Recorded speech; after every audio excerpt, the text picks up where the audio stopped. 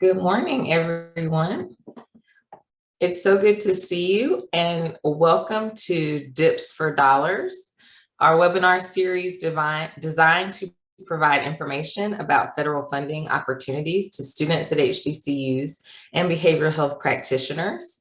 I'm Leonisa Johnson, Director of the HBCU Center for Excellence in Behavioral Health, proudly housed at Clark Atlanta University. It is my honor to greet you and welcome you to this event. The HBCU Center for Excellence, our goal is to raise awareness of and offer access to behavioral health fields for diverse students. We also aim to partner with HBCUs and other organizations to share resources and strategies that strengthen our capacity to recruit and prepare diverse behavioral health practitioners. We are indeed part of a large community of care.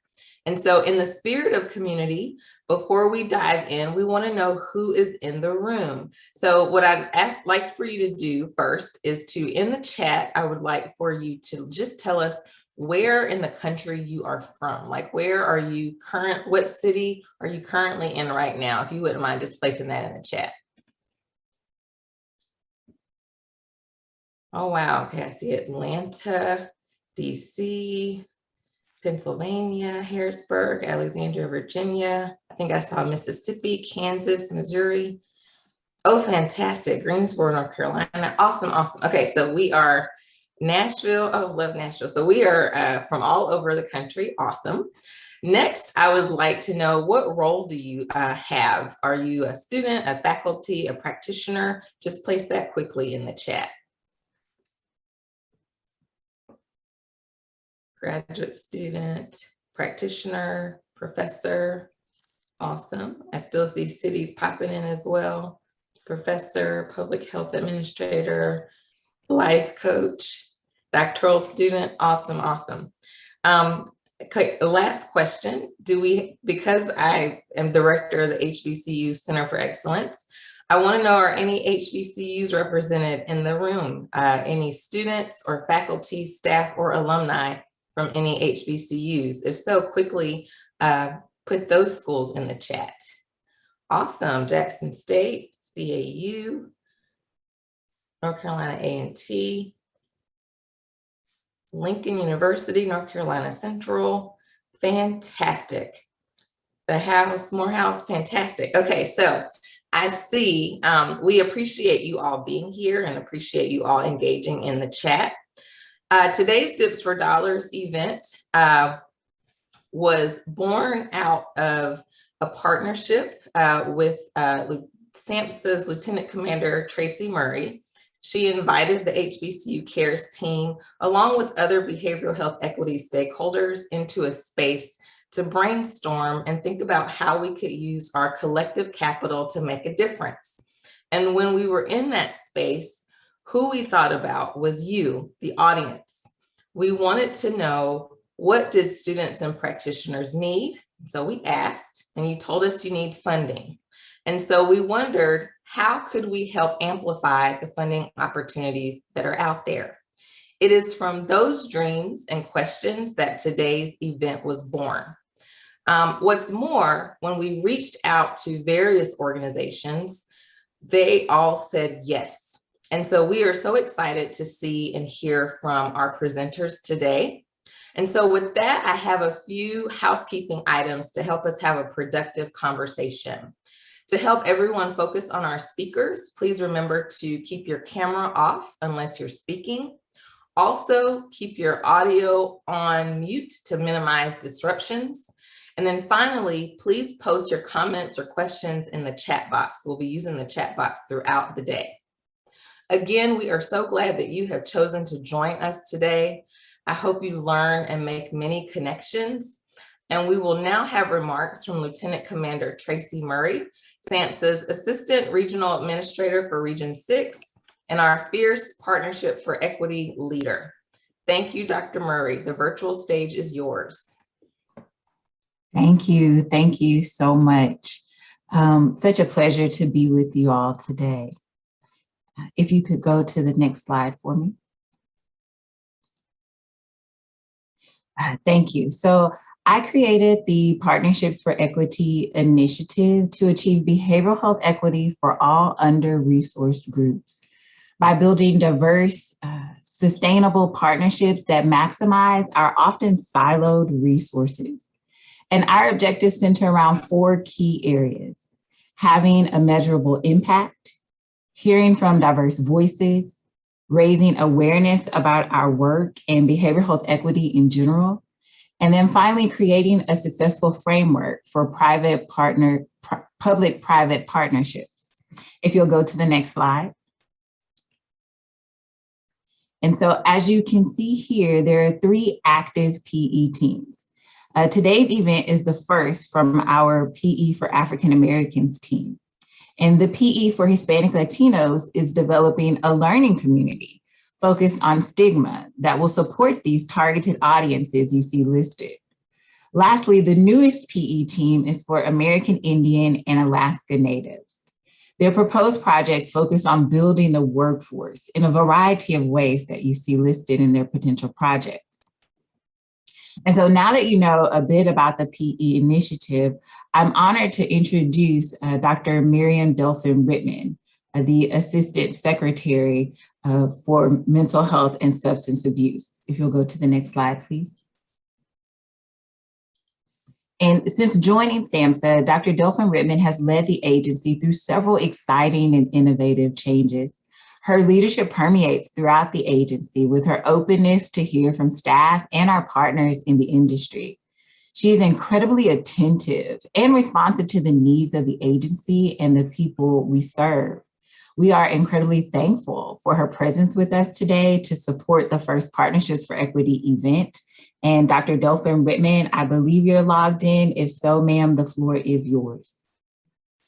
Thank you so much, Dr. Murray, and good morning, everyone. And I so appreciate that warm introduction, and just appreciate the opportunity to be here with everyone to welcome you all to this event. I'd also like to acknowledge, Dr. Murray, your entire team and collaborators and partners that have helped to put this two-day event together. Dr. Murray's Partnership for Equity initiative, I just think it's a wonderful example of the innovative work taking place within SAMHSA's regional offices. So appreciate the vision and work of our regional administrators. While this work builds on needs identified in her region, its impact will essentially benefit HBU students and practitioners across the country. So really, really pleased, excuse me, about this initiative. At SAMHSA, we are absolutely committed to behavioral health equity and diversity in the workforce. You'll see this slide here shows our strategic initiatives and also our cross-cutting principles. And you'll see that both equity and workforce are really key cross-cutting principles for us. And in fact, the key partners that are part of this Partnership in Equity initiative represent those areas, workforce and equity.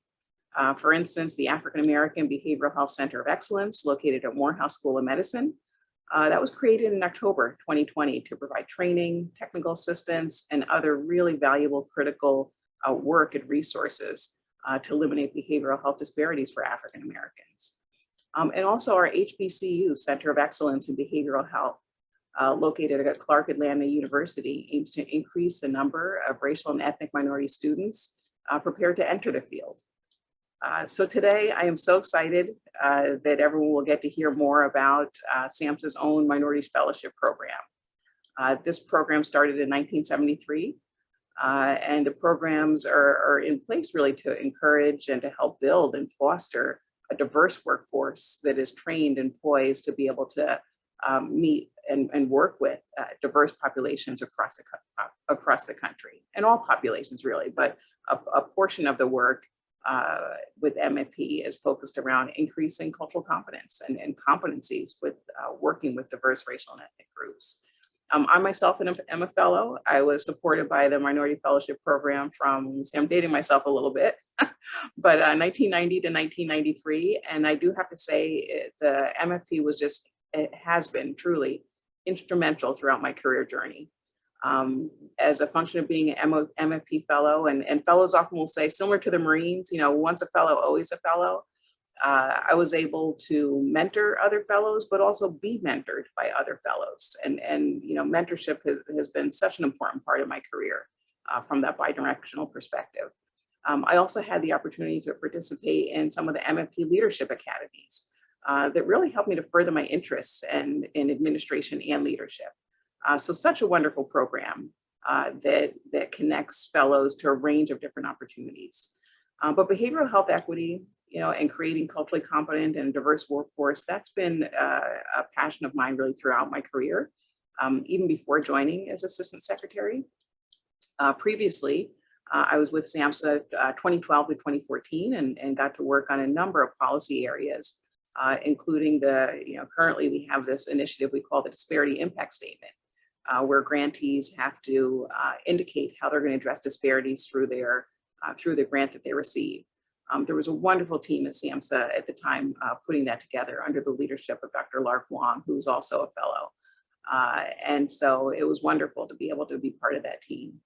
And prior to that, I was the director of cultural competence and health disparities research and consultation with the L.E.A.P program for recovery and community health. So these issues are near and dear to my, really near and dear to my heart. And I think part of that is because I'm a daughter of Haitian immigrants. And my family is quite diverse, having been in the country for a number of years now, and family members from Haiti also going to other countries, but my immediate family being here in the United States for since the 50s.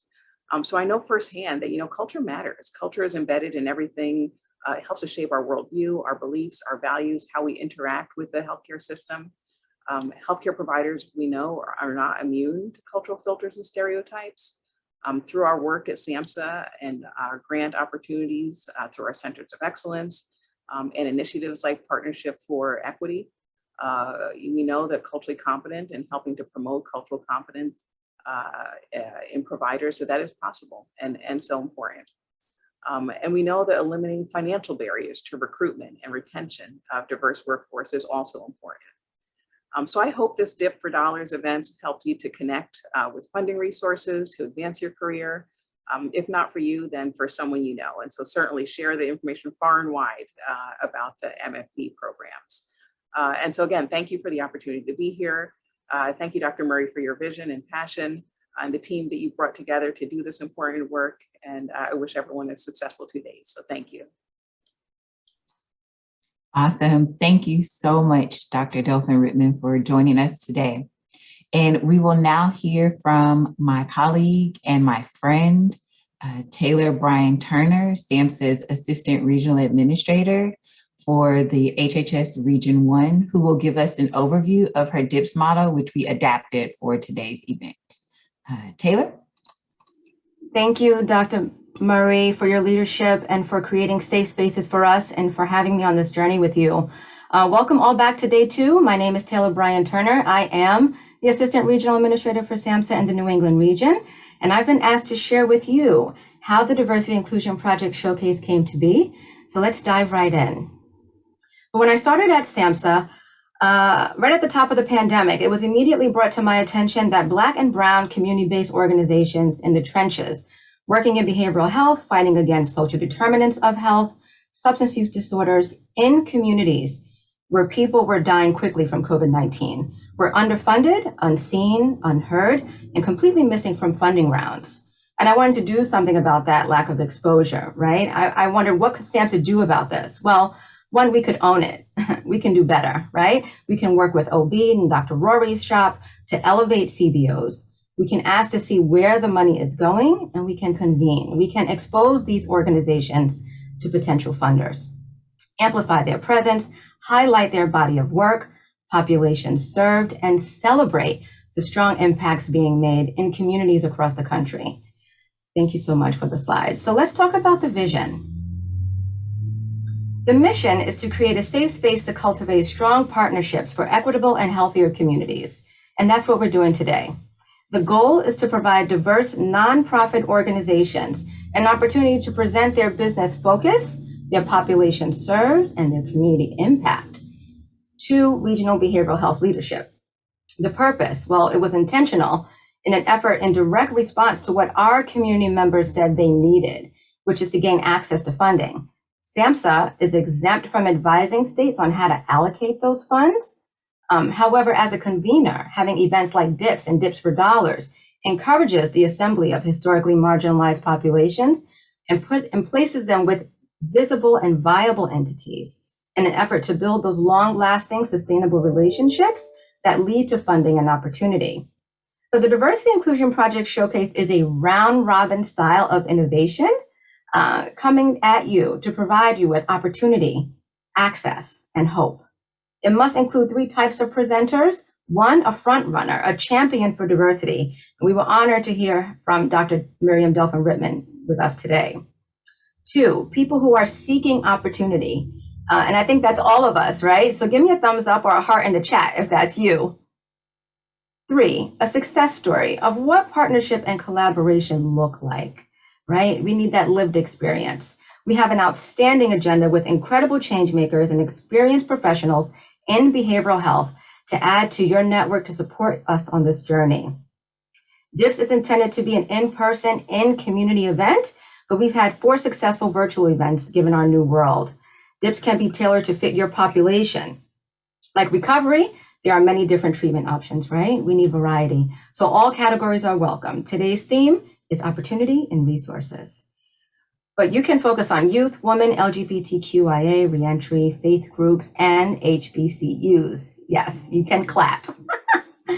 In a March 22 survey by the Student Affairs Administration in Higher Education, it states that while more than 60% of administrators said their colleges and had made diversity, equity, and inclusion a priority, just 32% said they believed their institutions were adequately addressing racial justice, campus climate, and equity. And I feel like this work and Dr. Murray's leadership and Partnerships for Equity is helping to increase BIPOC visibility to wider audiences and an opportunity to take care of ourselves as well as others. Next slide, please. Dr. Maya Angelou said, do the best you can until you know better, and then when you know better, do better, right? And DIPS dispels the notion that I didn't know about that agency and that's why we didn't fund them. Or I didn't know about that opportunity and that's why we didn't pursue it, right? DIPS is about building partnerships, networking, and being seen.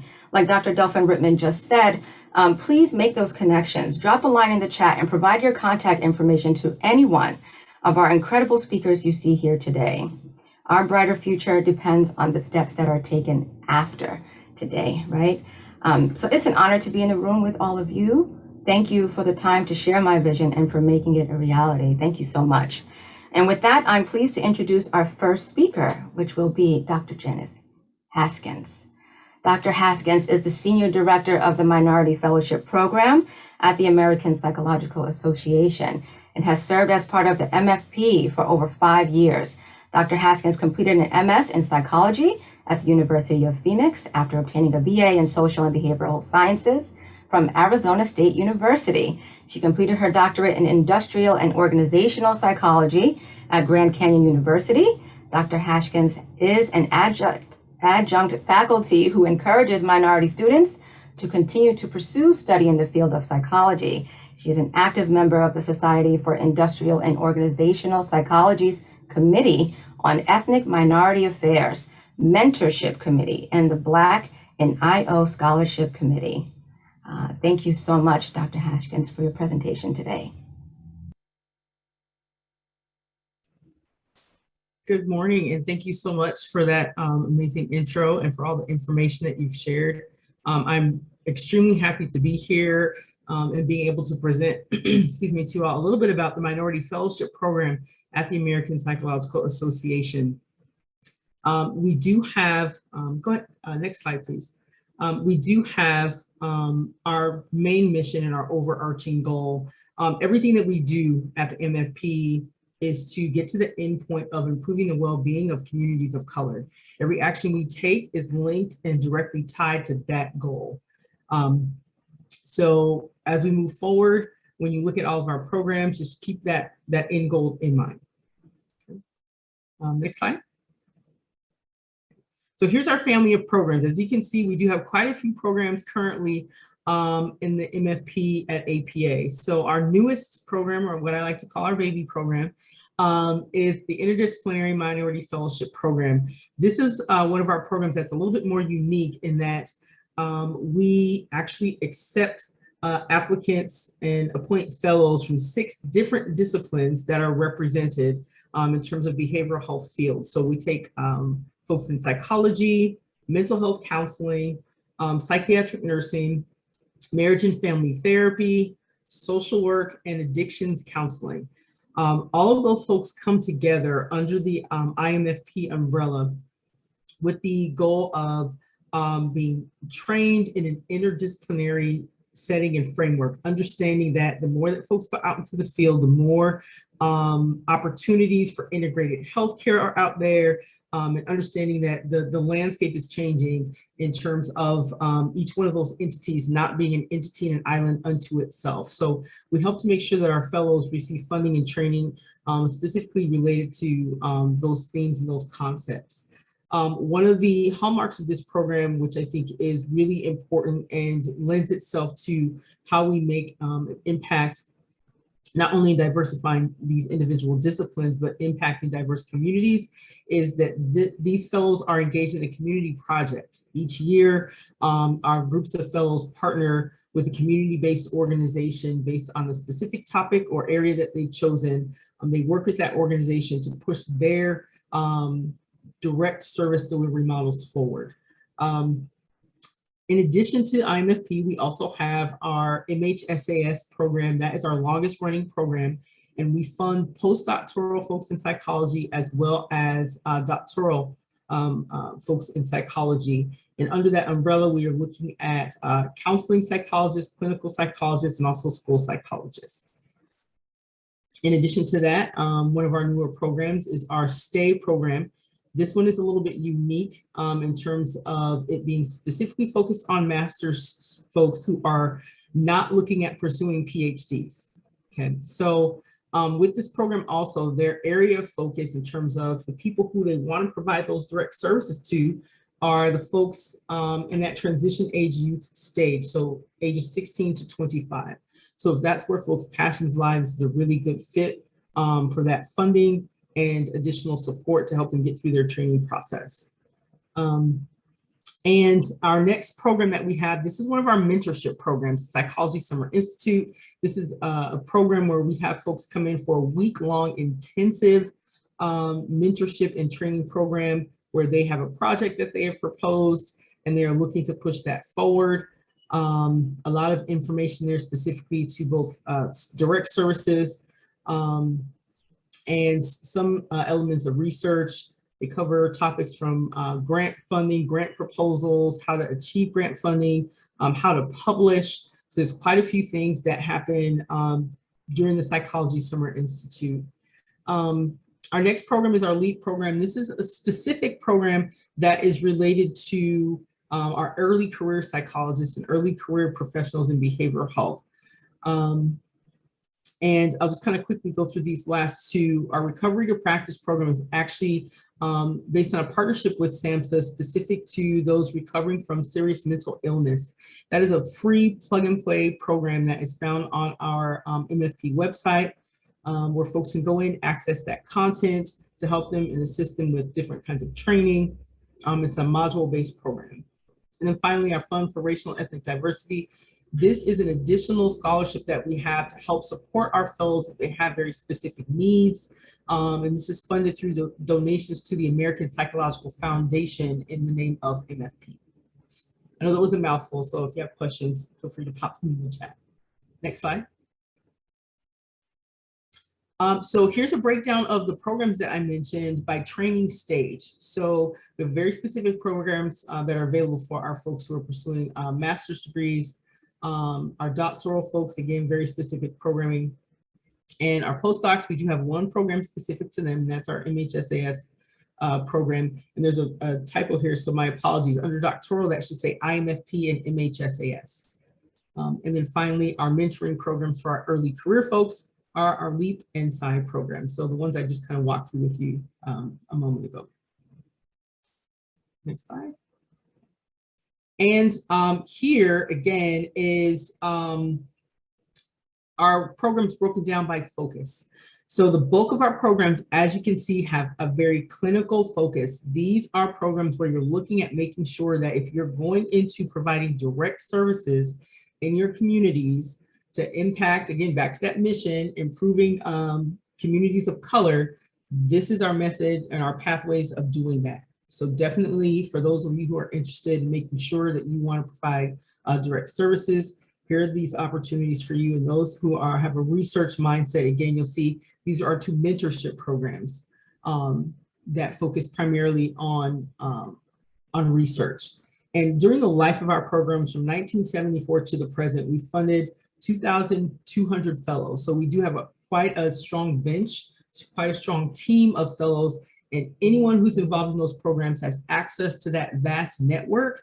We've seen some amazing things happen in terms of publishing opportunities, mentorship opportunities, job opportunities as well. So hopefully that gives you a good body of work in terms of what we do at the MFP at the APA.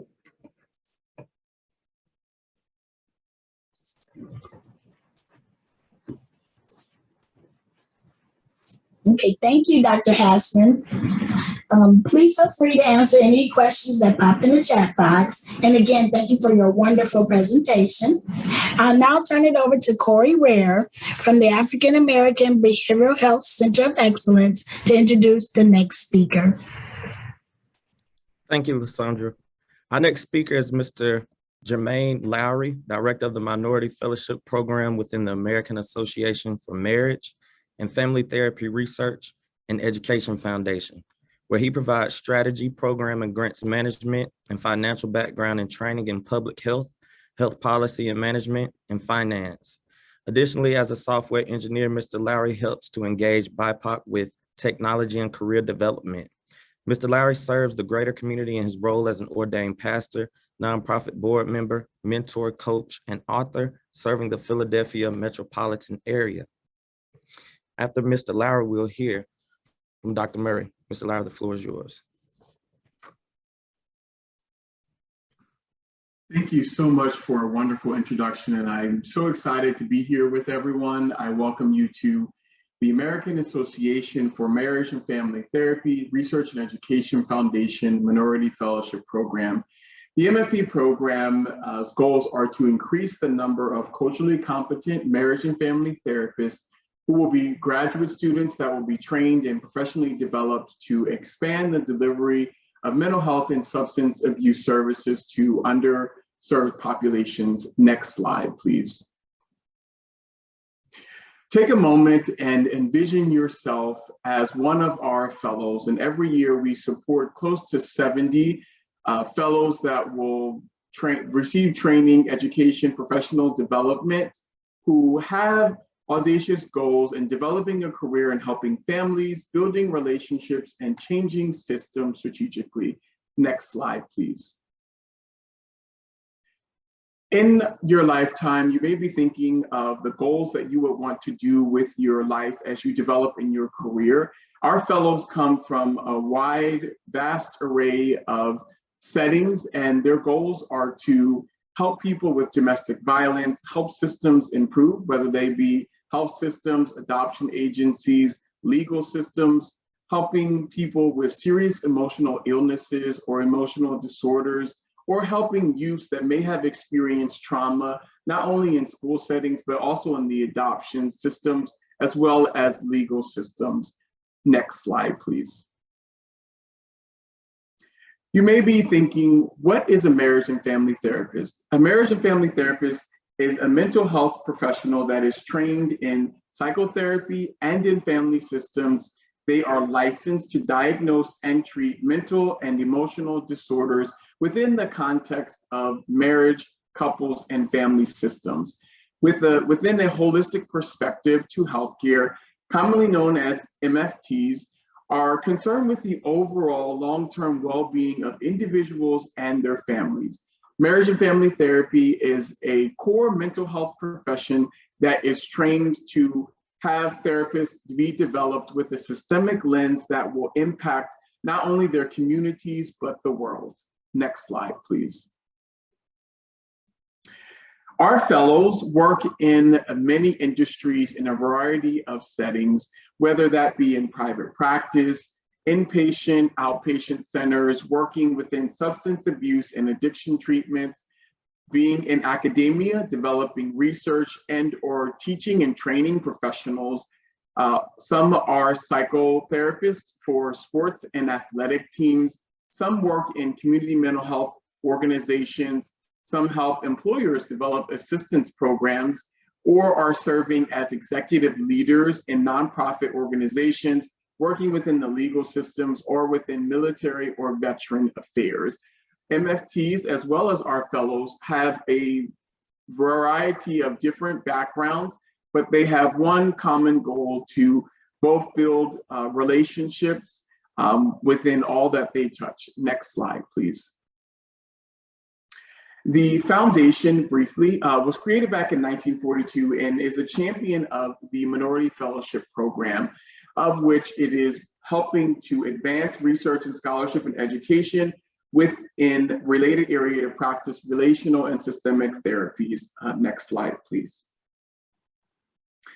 A little bit more about the MFP program. The MFP trains behavioral health leaders. So from a graduate student, you will transition to becoming a behavioral health leader, whether that is a practitioner or researcher or a teacher, training and having a community impact, a federal impact, and a national impact. And the MFP does that by providing 3 training programs. Next slide, please. The 3 training programs that the MFP offers, first is primarily for master's students, that the goal there is going to be focusing on building practitioners.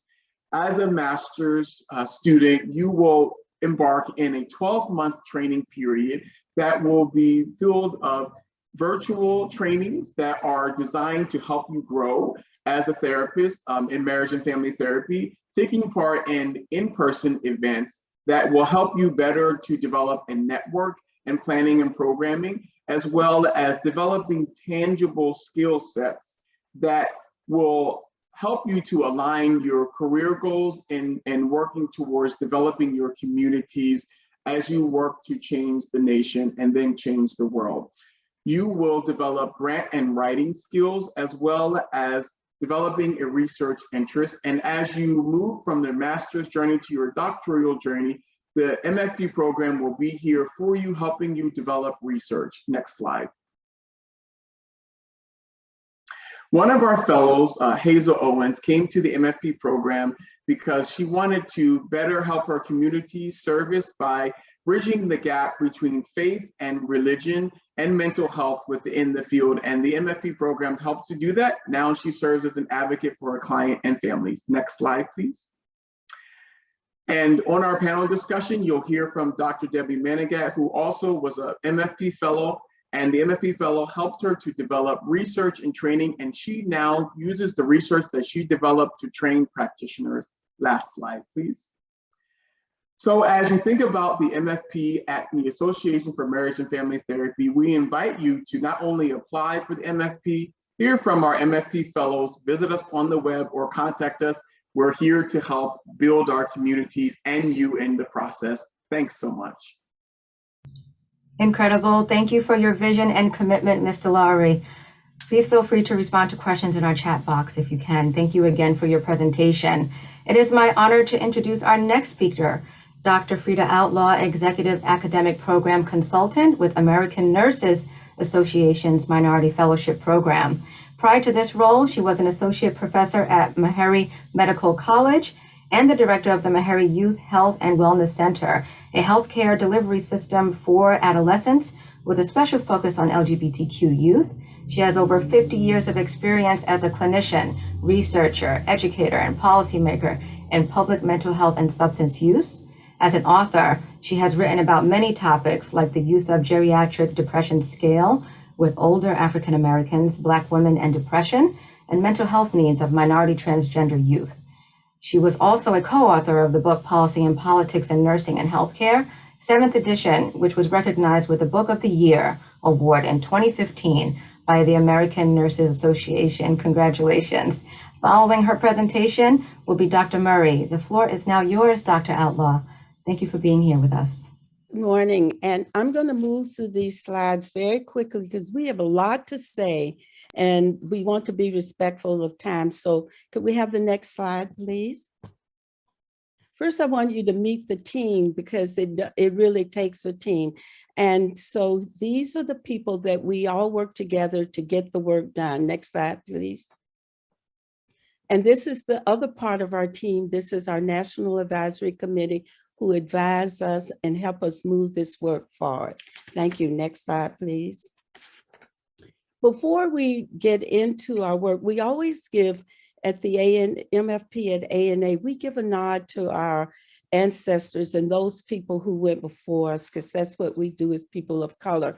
On the left, you'll see Dr. Mary Hopper, who was really an architect of this program for all of us, all of the grantees. She was embedded at NIH at the time and had a lot to do with the development of the program. And on your right, you see our first, what we call our pioneers, those people who forged the way for all the MFP fellows who have come now. Next slide, please. And here's our impact statement. We have made an impact on all the states in the United States and their territories. And we now are doing, we have an international impact being in Sierra Leone, Australia, New Zealand, Canada, Panama, Uganda, Germany, Durban, South Carolina, and beyond. Next slide, please. And our mission and our vision is like all the speakers that have gone before me, really it's to improve behavioral health care outcomes for those people who have been underserved and many times not served at all by creating a cohort or cadre of people who have the vision and the lived experience to know how to know what questions to ask and how to apply the science that will really matter in having good outcomes. And this is the model, this is our flagship. This is the model that we use to do the work. And I'll just highlight a couple of them. The first is our research and statistical study group. If you know, most fellows really, this is a very popular one, really like to have some support in their research and statistical work as they go through their academic work. Also our mentoring program, which is our formal mentoring program that we have worked to perfect based on the science that we know about mentoring, as well as the input that we get from our National Advisory Committee and our fellows, those who are going through it and those who have finished. And then we have our holistic support. And for all of us who know about being people of color going through academic programs, sometimes in majority schools, that there are other aspects of being successful that we need support around. And so we have that too. Next slide, please. This is our big flagship. And here's where we have come. We have really been doing in the last 3 years, 3 to 5 years, I'd say, a digital transformation so that we're trying to make things easier for applicants, easier for the staff, easier for our National Advisory Committee in terms of our online application, reviewing and scoring the applications, our EOS, which is our end of semester reports. Those are the reports where we watch, where we really monitor the progress of our fellows so that we can support them in any ways that they need support. And that's a really important piece that we've now put automated so that we can see the data in real time and we can respond to all those issues that we need to respond to in real time. And then there's our mentoring program where we're trying to respect the time of our mentors because they are volunteers, primarily alums, but some people who are just very supportive of the program. And we've automated all of those mundane activities like the record reporting. It also helps us to, in real time, look at the data to see what's working and what's not working, and looking at the evaluations of the mentors and the mentees. Next slide, please. This is our website. We've really worked on our website. We've made it more user-friendly, and it has all the information you need to know about the program. So as you're listening now, I ask you to please go to our website and look at all that's offered there. All the questions that may ever come into your mind will be answered on that website. Next slide, please. Now, this is part of what we do in terms of our training to inform, educate, and help our fellows and our NAC members and our mentors and other people who are interested to be informed of the new science, what's going on, as well as to network. And it's called our Intensive Training Institute. And this year, we are very happy to say that we are going to be in person again. And we're excited, if all things hold stable, we will be in person again. And we're excited to say that on July the 19th and the 20th, we are going to have a program that looks at personal, taking care of yourself, wellness, and how to be in a time when it's very, very difficult. I know my time is running out, so I'm going to just go to the slide where we talk about our statistical studies program. Is a very important study program that all of our students and even our alumni and NAC members have really, really been interested in being involved in. So our statistical person, Dr. Durande, has really ramped up that program to meet the needs of our fellows and all the other people that are interested. So I'll go to the last slide. I want to talk about the interventions. So one more slide.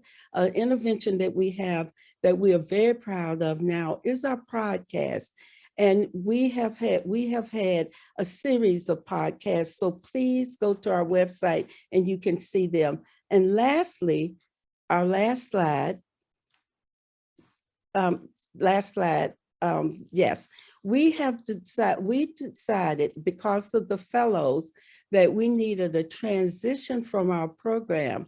So we have another place where fellows can go and continue to develop their work. And so we've developed a psychiatric mental health nurse minority fellowship graduate program that is now a nonprofit. So we are working to continue the work that we start at the MFP at ANA. Thank you.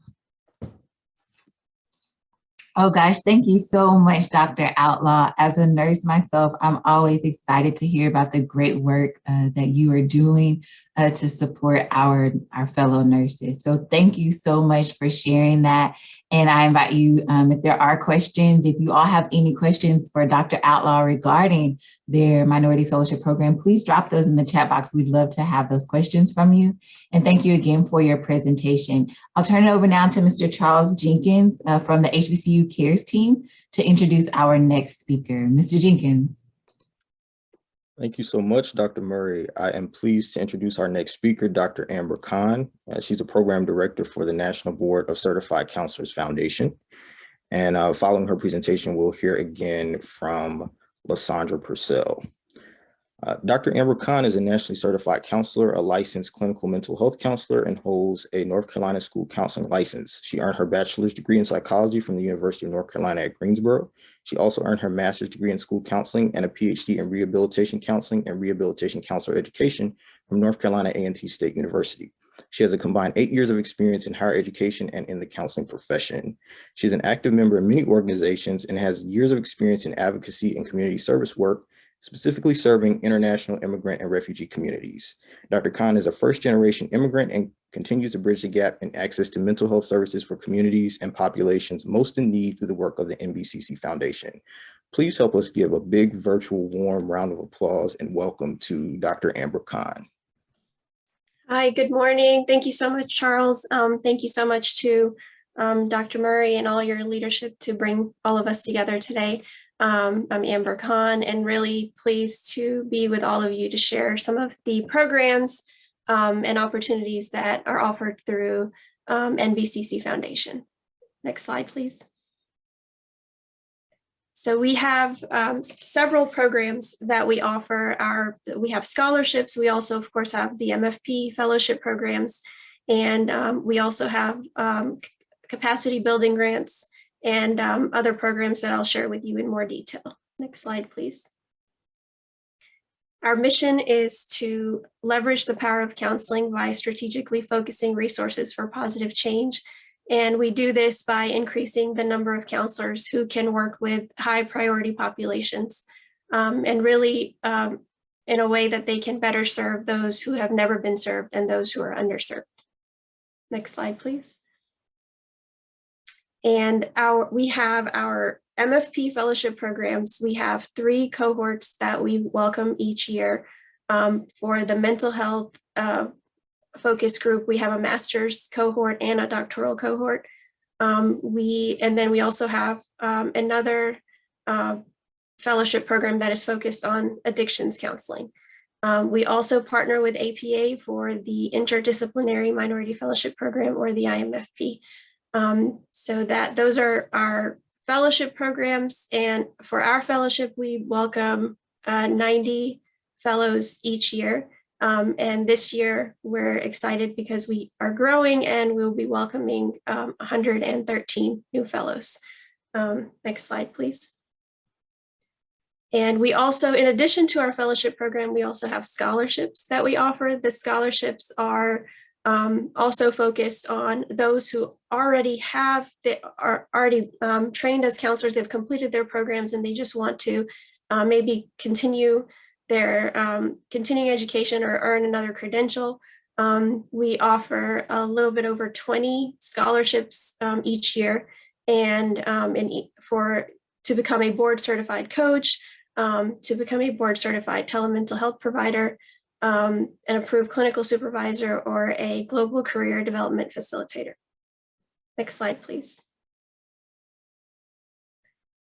We've also, in addition to the fellowship program and the scholarships offered through NBCC Foundation, we've also been really expanding services through our capacity building grants.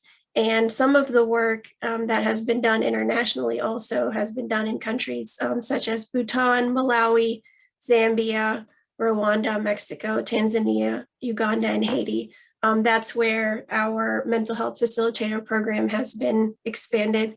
And so there's a lot of different ways that NBCC has been able to expand our capacity throughout the globe. Next slide, please.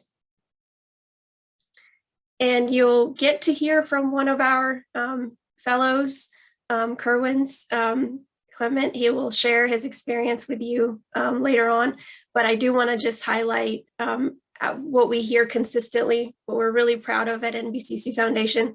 We consistently hear what an amazing experience that our fellows have had, and we hear it sometimes a decade later after they finish the program.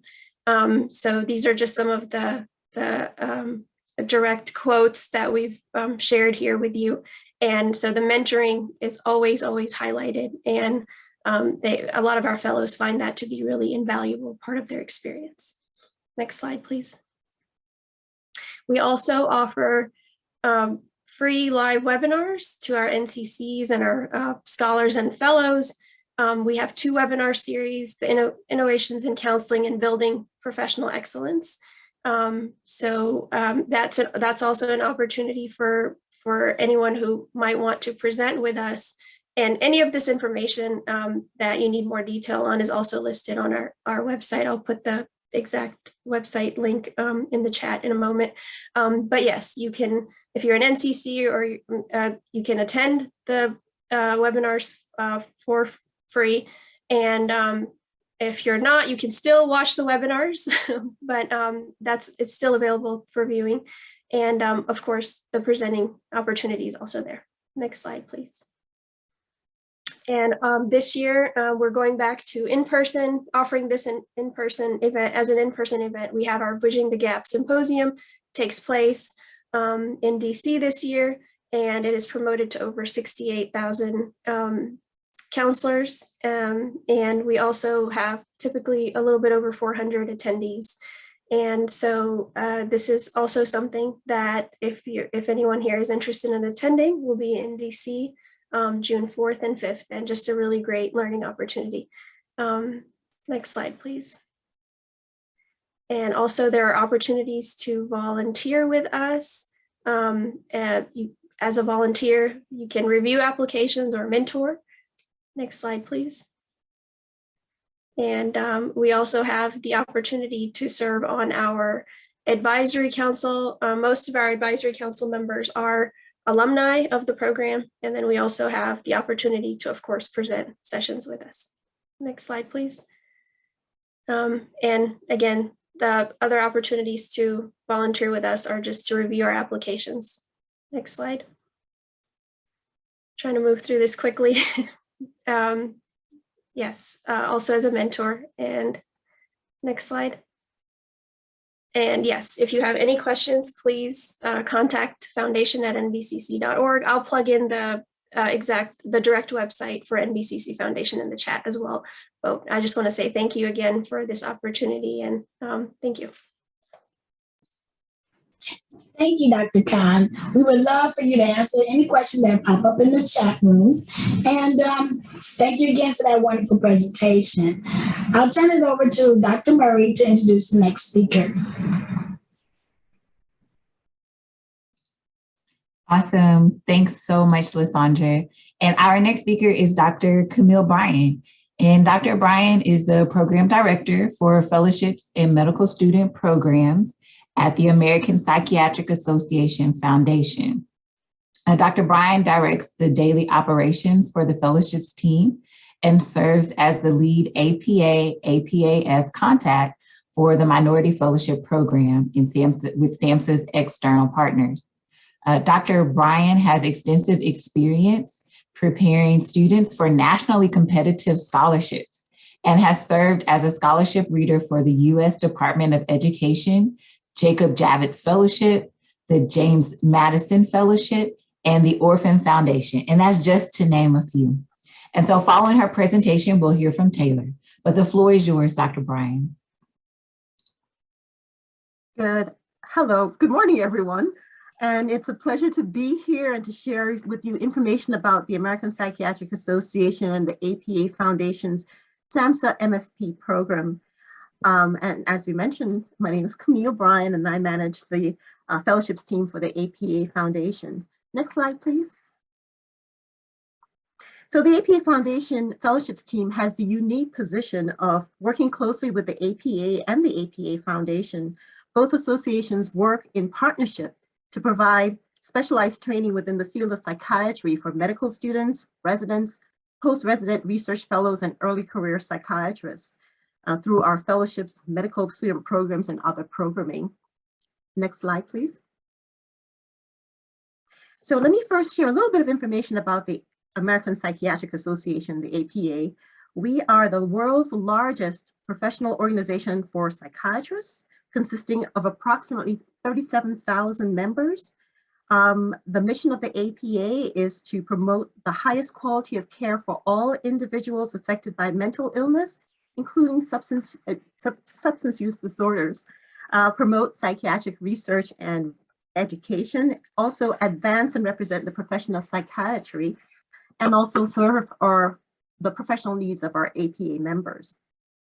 The next slide that we're going to show is actually going to be a short 60-second video on the APA Foundation, which is the charitable arm of the APA.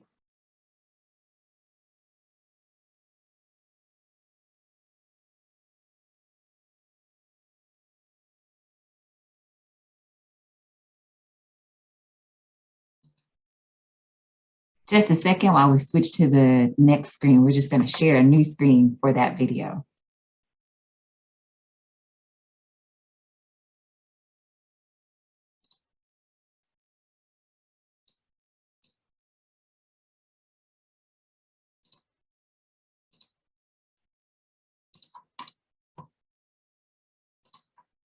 We are the APA Foundation.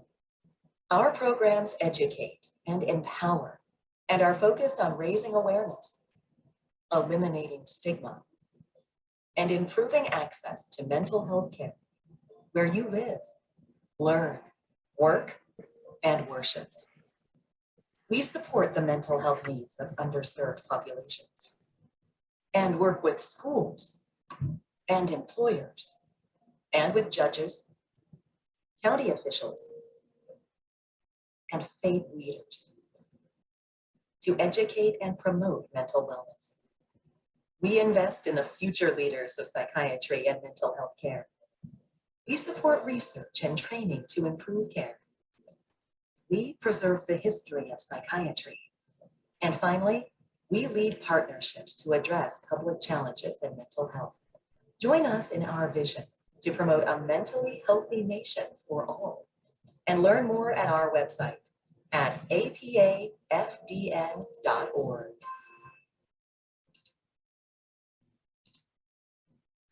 And as you All can right, see, back to you, Dr. Bryant. And Kanisha, you can reshare your screen, please. so now let's take a look at our SAMHSA MFP programs. Next slide, I'm sorry. We'll start off first with our medical student program. The APA-F SAMHSA Summer Medical Student Program provides medical students with the opportunity to learn from world-renowned psychiatrists, receive valuable academic resources, and explore content in our APA Learning Center. So in essence, our medical student program is a 1-month opportunity in the summer for about 40 students. And actually this year, we've increased the numbers to about 60. We're providing awards for about 60, 65 students. The students receive a $500 textbook allowance through our APA Publishing, a $500 course credit through our APA Learning Center. They also get registration and travel to our APA annual meeting that's going to be held May 21st through 25th in New Orleans, and educational networking opportunities with APA leadership and APA fellows. So that's for our SAMHSA Summer Medical Student Program. We also offer the APA Workforce Inclusion Pipeline Program, and this is an extensive program for minority undergraduate students. Participants learn about the field of psychiatry, receive mentoring from practicing psychiatrists in the field. They also obtain resources to prepare for medical school and support to attend our APA conferences. We offer this special program to about 15 students, and it's a multi-year program. Next slide. So our SAMHSA Minority Fellowship Program is open to psychiatry residents who are committed to address minority psychiatric mental health issues. And fellows receive $25,000 to develop innovative projects that would not normally happen with during their residency program. They also get opportunities to develop their leadership skills in the field of psychiatry. They get mentoring at multiple levels throughout the organization. They gain an understanding of APA governance through service on different councils and work groups. And they also receive a lifetime of network and professional association with psychiatrists that are interested in minority mental health and services.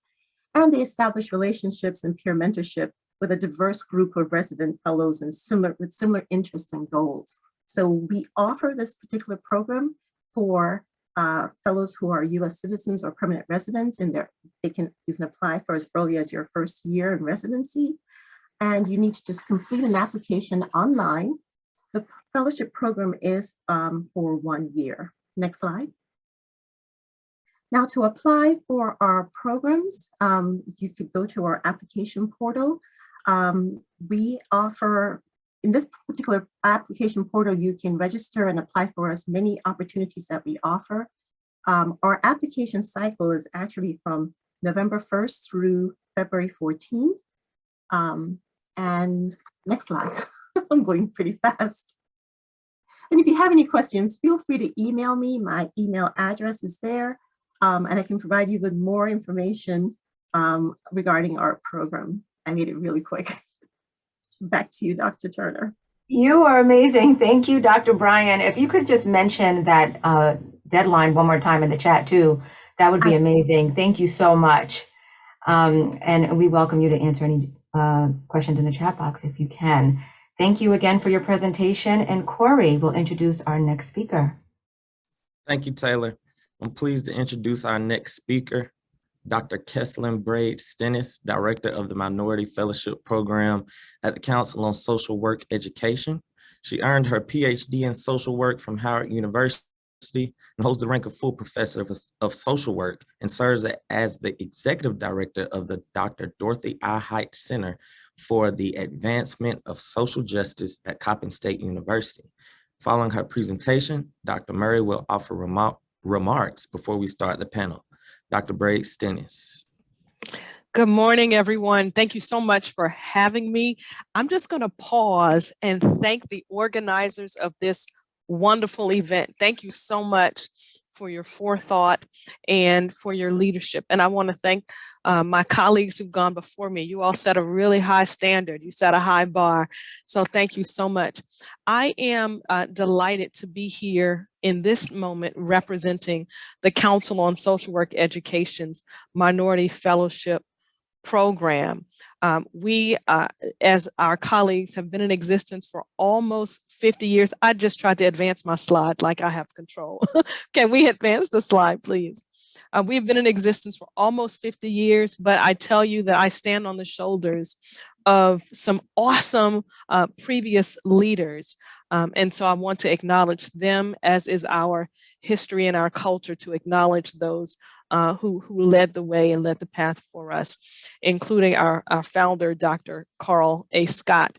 I also want to acknowledge, in her absence, Ms. Amira Banji, who is a wonderful, newly appointed, advanced an assistant director with MFP. I am thankful for her, and I will now announce publicly that we have a new addition to our MFP family as of Monday. Dr. Carl Allgood is our senior project specialist with our IMFP program. So just want to be in proper protocol and acknowledge those. I don't want you to think that I do this alone. And so I just want to thank them in their absence. The next slide, please. MFP with CSWE. CSWE is the Council on Social Work Education.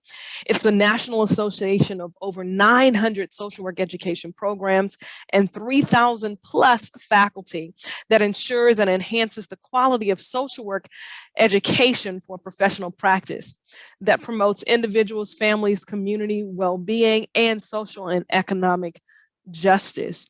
CSWE pursues this mission by setting and maintaining a national accreditation standards for BSW and MSW programs, and we are actually piloting an accreditation process for doctorates in social work, DSW programs.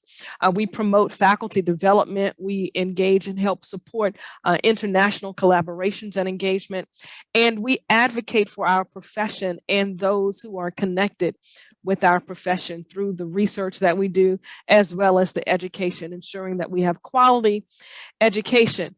MFP has been a critical part of the Council on Social Work Education for almost 50 years. The goal of MFP is to enhance the education of social work students who demonstrate a commitment to working with underserved communities to improve healthcare outcomes for racial and ethnic minoritized populations who are at risk for mental health and or substance use disorder.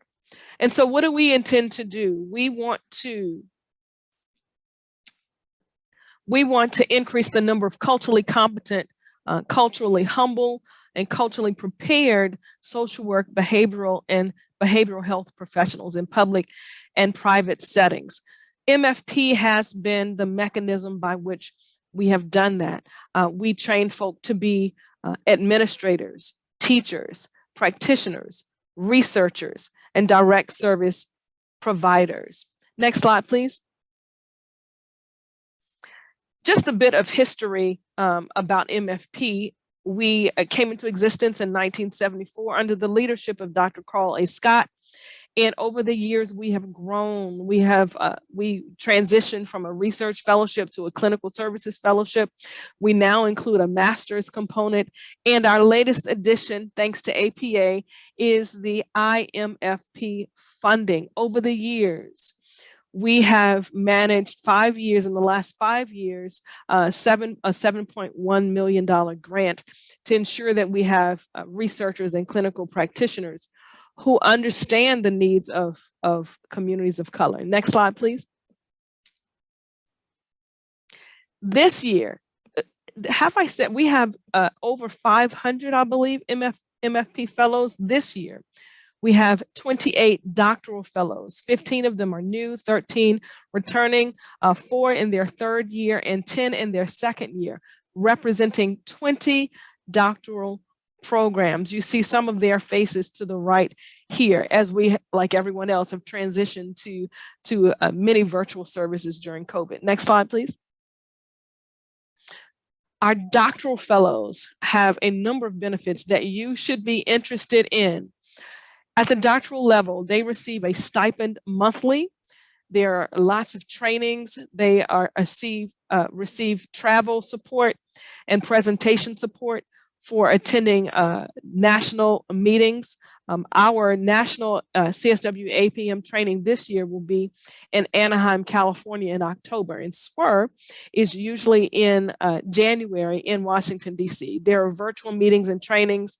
There's a Connect, a newsletter, which keeps our alumni engaged.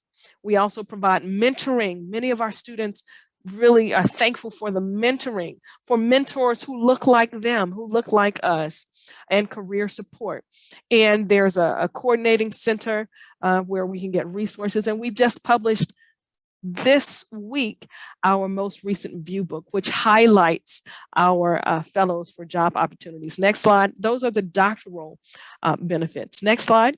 There are 45 MSW fellows representing 35 programs. Actually, there are 44 now representing 35 programs. Don't they look beautiful? I'm so excited about these scholars. I actually had a chance to meet with them and talk to them 2 nights ago. So I'm excited about them. Next slide, please. They also receive a stipend. They receive a stipend quarterly. Some of the same trainings. We just had one the other day. They get a NASW membership. They have opportunities for professional networking. In fact, they said, we love this. We want more. A newsletter, mentoring, coordination, and they are also in the view book. Next slide. We have volunteer groups. We could not do it without our advisory groups, our application readers, and our mentors. And so next slide.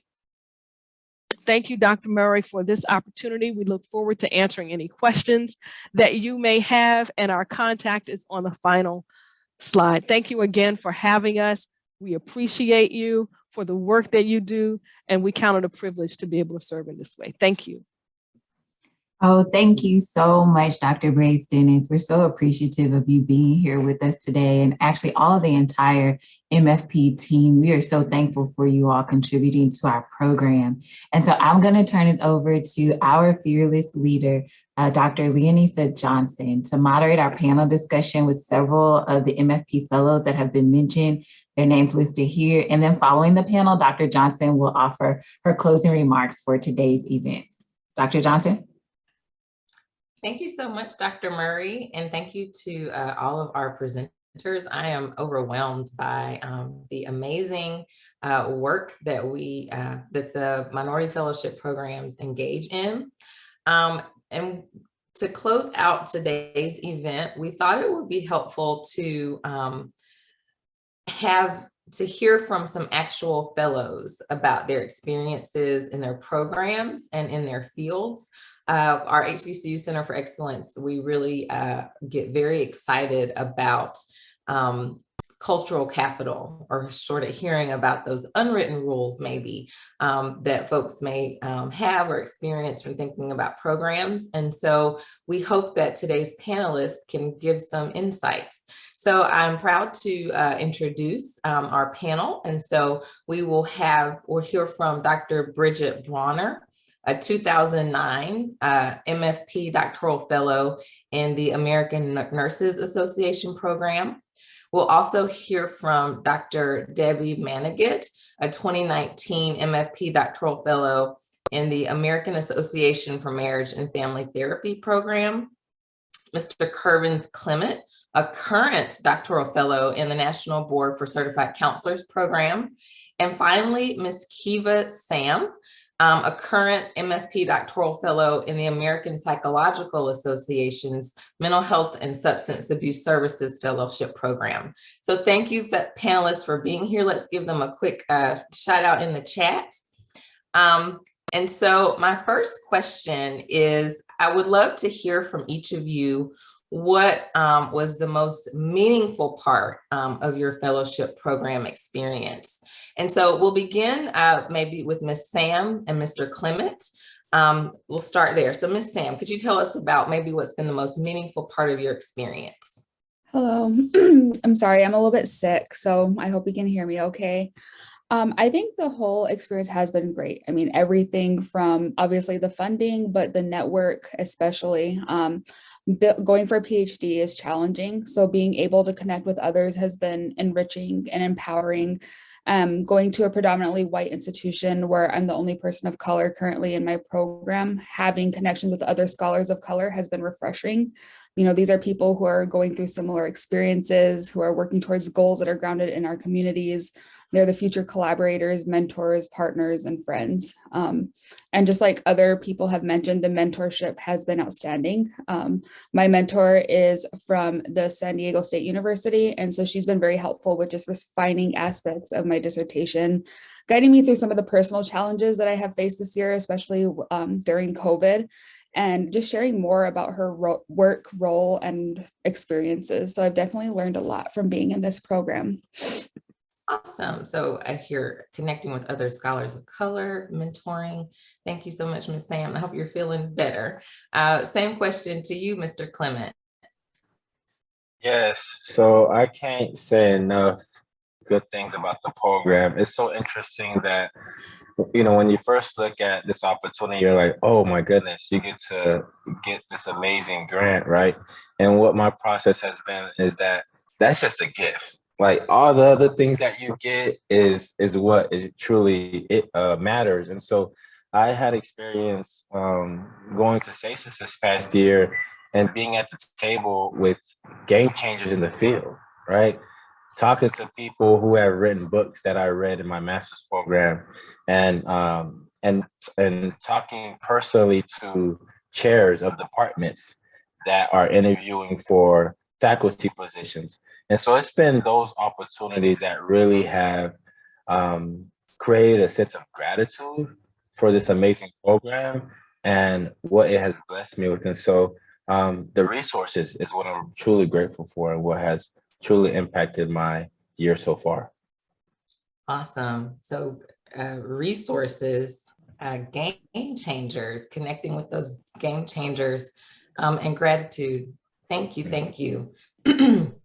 Dr. Manigat and Dr. Bronner, I know you're a few years removed from your program, so maybe you had time to think about your experience in a different way. So could you answer the same question with a little bit of time removed? What was the most meaningful part of your experience? So thank you for the question and for having us here. For me, the training and research support was phenomenal. Pre-COVID, they sponsored a week-long training institute in California where I learned about finding my voice as a family therapist by Dr. Dana Stone and Dr. Jessica Chinfang. Also, socially culturally attuned family services by Dr. Maria Bermudez, and parenting support for immigrants by Dr. Mudita Rastogi.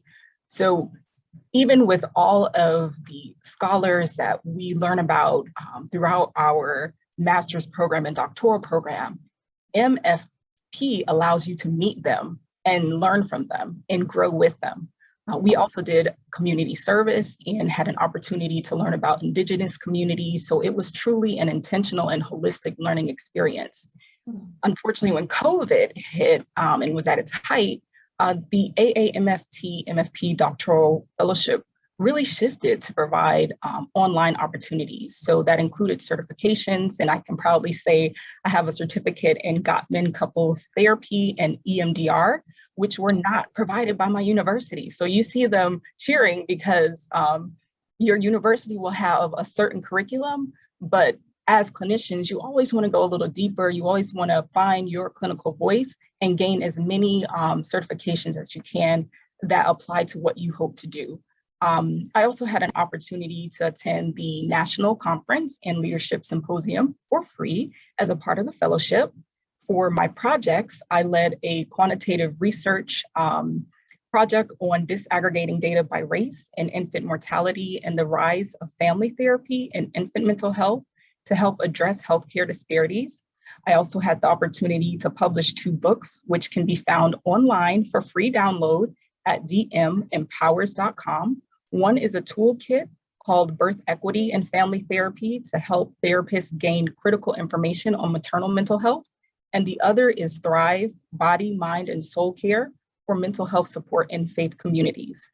Lastly, due to the pandemic, I saw many therapists who were burnt out. So I hosted 2 community events to help promote self-care, as well as provide education on compassion fatigue and substance abuse prevention, so therapists could better care for themselves as well as their clients. So all of this was made possible through the financial support from the MFP Doctoral Fellowship. So I'm so grateful, and I encourage all of you to apply if interested.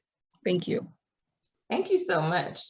There's a lot to unpack there. You talked about finding your voice, having a holistic learning experience, and also getting sort of a value added beyond what your university provided. And of course, I can always appreciate that shout out and reminding folks to cite a sister. So congratulations on your publications and the continued work you're able to do. So thank you so much. Dr. Bronner, same question to you. What was the most meaningful part of your fellowship program experience? Absolutely. Well, first, thank you for having me. So excited to be here. I saw the year I graduated and felt kind of old, seeing that 2009 up there. But it just goes to show that this program had such a tremendous impact on me, right? That 13 years later, creating the time to sort of be here and share about that. And so 2 words for me that I would say kind of encapsulate the experience would be community and family. I'm a first generation college student, as several on probably are as well. And so not only was my undergraduate experience different, but then as you continue to go on in your education and you're doing a master's and you're doing a PhD, you don't necessarily have those supports in your immediate, community to even understand what you're talking about, right? And so it was like a learning curve for my family and for my friends, but then getting to the ANA MFP where people not only looked like me, but were having similar experiences, and we had those trailblazer nurses who had already been doing this for 10, 20, 30, 40, 50 years to be able to pour into us and mentor us and teach us, what it means to be an academic, what it means to be a scholar, what it means to be a practitioner, at the top of your game. And so it was just really powerful to find community and family in a way that I don't think I would have had otherwise, and because of this program, my career has literally just launched. So I'm super excited to now hold an endowed professorship, and I'm gonna say that like an endowed full professorship at Villanova University, which is my alma mater, but I don't take that lightly because we have like 1%, right, of individuals who make it to this position that, God has blessed me to be in, but also the ANA MFP supported me to get to. And so I strongly encourage people, apply for it because there's ways where they not only gave us seats at the table, but they created tables for us, and like put us in positions for networking where you're sitting with different federal leaders. You're getting to talk to, hospital and other administrators. And so they provided networking in ways that one, like my institution wasn't, but that I think would have been more challenging to, come about if it wasn't going through that. And so I'm just eternally grateful and could go on, but I'll let us transition to the next question. Thank you so much, Dr. Bronner. Congratulations on your endowed professorship. We're going to celebrate that right along with you. And I appreciate that your program experience has had a lasting effect, and you're still kind of reaping the benefits from the community and family that you were able to receive in your fellowship program. So thank you for that. My next question, and we thought this was important because fellows are also practitioners in training. You have a wealth of experience that you're continuing to kind of grow and shape.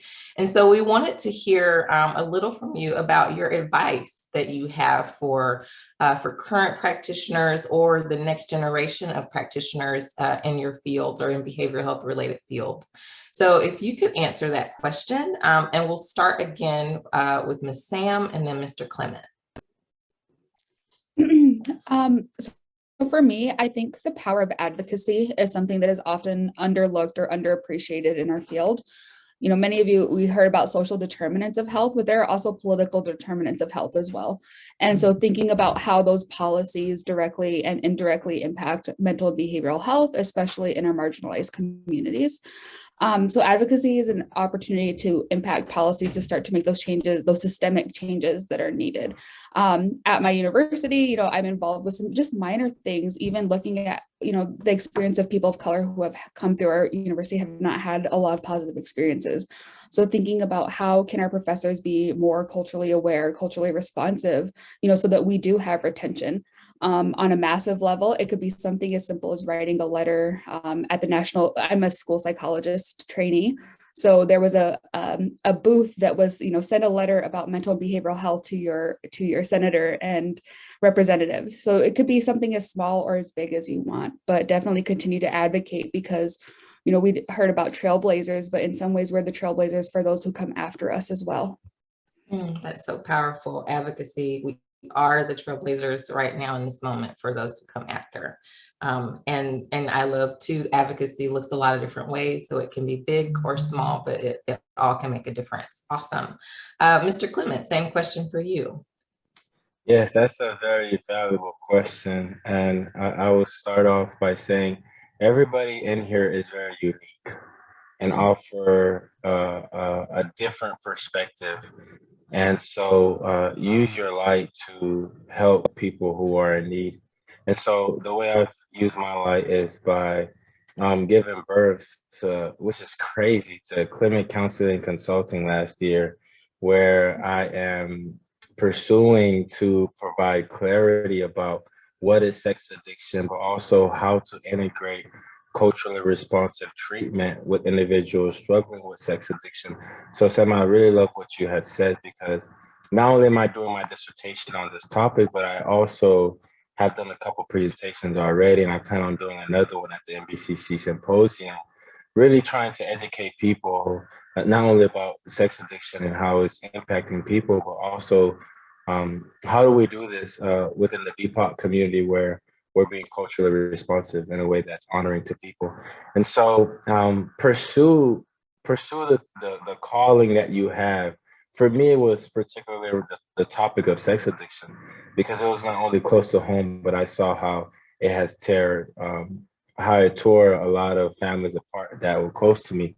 And so what is your calling? What is the thing that makes your heart beat? And find that training and learn and grow. And then from there, provide the treatment that you're called to provide. Awesome. Pursuing your calling, finding your niche. We're all called to these fields for different reasons. So doing that work. And also congratulations on and open up your practice as well. Dr. Manigat and then Dr. Bronner. And I'm mindful of the time, but please quickly, your advice. Sure. So I just want to talk quickly about heart work. because as you grow and start to see all of these different opportunities, salary ranges, and so on, I just want you to know that everything that seems profitable may not be your purpose. So many going into the field, they want to be coaches of executives, celebrities, and so on. And yes, they need support as well, but today I want to serve as the voice of the people. Your community needs you. The work is in abundance, but there is a shortage of professionals in this area.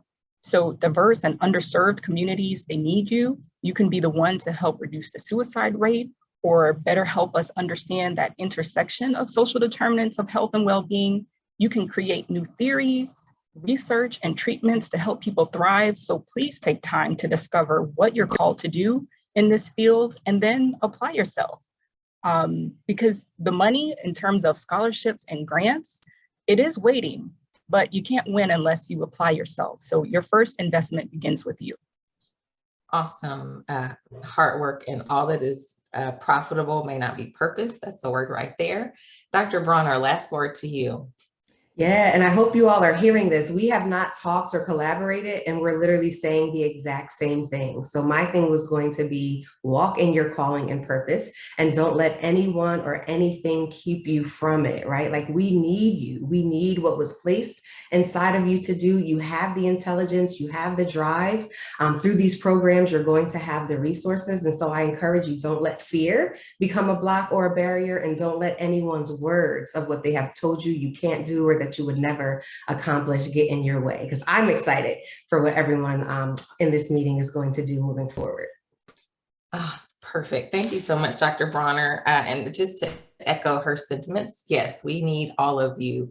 So thank you. Thank you so much to our panelists. This was such a rich conversation. Congratulations on all that you're doing, and thank you for inspiring all of us to continue in the work and find our place to make a difference. I don't know about y'all, but I am excited. It was such a pleasure hearing about the amazing fellowship opportunities and hearing from these amazing fellows and the impact that each of these programs and people are making on practitioners and most importantly, our communities. Something I want to note, particularly for today, these are all SAMHSA funded initiatives. So if we could please just take a minute to give SAMHSA a round of applause. Yes, we're going to give SAMHSA a virtual round of applause and shout out because we see the difference. We see the difference that dollars used intentionally can make. And so we just appreciate SAMHSA doing this. Before we go, I want to note one final SAMHSA funded opportunity. The HBCU Center for Excellence in Behavioral Health has an ambassador program as well. And this program is for students at HBCUs in graduate or professional behavioral health programs. So counseling, psychology, psychiatry, nursing, social work. Ambassadors in our program, they provide undergraduate outreach, but they also receive professional development, a conference, and a stipend. So if you would like more information about that program, I encourage you to visit our website. It's going to be listed in the chat box. With that, let's give one final round of applause to all of our presenters. We are so grateful that they are a part of our community of care. I also want to take a moment to thank our Partnerships for Equity and Event Planning team. This event would not have happened without that intentional collaboration and that leadership of Lieutenant Commander Tracy Murray and the various agencies and folks. I don't want to say names, I'm gonna miss someone, but so many wonderful people. It's an amazing team behind the scenes and putting this together. We also want to thank our audience for being here. Before you go, we do have a survey link. We'd love to get your feedback about this event, today and yesterday's event. So if you could please complete the survey, and we will appreciate your feedback. We also will use your registration to share additional information with you in the coming days and weeks. Again, thank you all for being here. This was sort of a dream project, and so there's just so much power in seeing the so much power in seeing like dreams come true.